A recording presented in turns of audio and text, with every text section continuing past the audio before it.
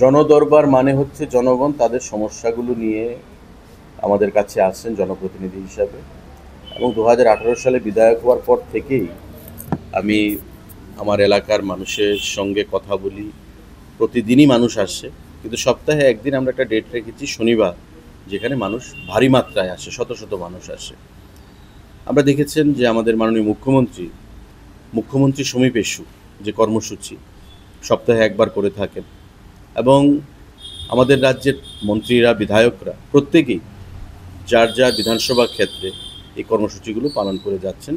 কারণ আমরা মনে করি যে মানুষের পাশে থেকে মানুষের কথা শুনে তাদের সমস্যার সমাধান করা, এটাই হচ্ছে একটা নির্বাচিত সরকার বা একটা দলের প্রধান কাজ, এবং সেই দিশায় আমরা কাজ করে যাচ্ছি। আমার এই বিধানসভা কেন্দ্র থেকে যে মানুষ আসেন আর্থিক সমস্যা নিয়ে, তাদের কর্ম কাজ মানে আমাদের কর্মসংস্থানের বিষয় নিয়ে, আমাদের ভাতা নিয়ে, কারোর বিবাহ সূত্রে আর্থিক সমস্যা থাকে, পড়াশোনার সমস্যা থাকে, সমস্ত বিষয় নিয়ে আমরা আসি, কথা বলি এবং তাদের সঙ্গে পাশে থেকে সম্ভব মতো সুরাহার সেখানে চেষ্টা করি। আগামী দিনে আমাদের সেই প্রচেষ্টা জারি থাকবে, এবং মানুষ যাতে জনপ্রতিনিধিদের সঙ্গে কোনো ধরনের ডিস্টেন্স তৈরি না হয়, সেই জিনিসটা মাথায় রেখেই আমরা কর্মসূচি চালিয়ে যেতে চাই। আমি ধন্যবাদ জানাবো মাননীয় মুখ্যমন্ত্রীকে।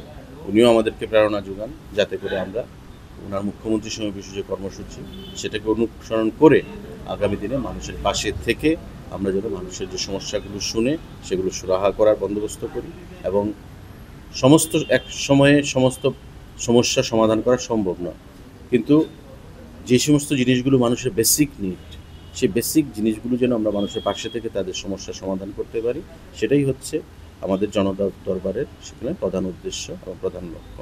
এবং আগামী দিনে এটা জারি থাকবে, এবং আমরা আগামী দিনে সারা রাজ্যে আমাদের বিধায়করা, আমাদের মন্ত্রীরা, আমাদের মুখ্যমন্ত্রী, আমাদের পার্টি, আমরা প্রত্যেকে মিলে যে of the people, by the people and for the people, সরকারের যে লক্ষ্য উদ্দেশ্য, সেটাকে মাথায় নিয়ে আগামী দিনে আমাদের আরও কী করে জনতার পাশে থেকে, জনগণের পাশে থেকে আমরা কাজগুলোকে ত্বরান্বিত করব, সরকারি বিভিন্ন কাজ, সামাজিক কাজগুলোকে, সেটাই আমাদের এই জনদরবারের একমাত্র লক্ষ্য।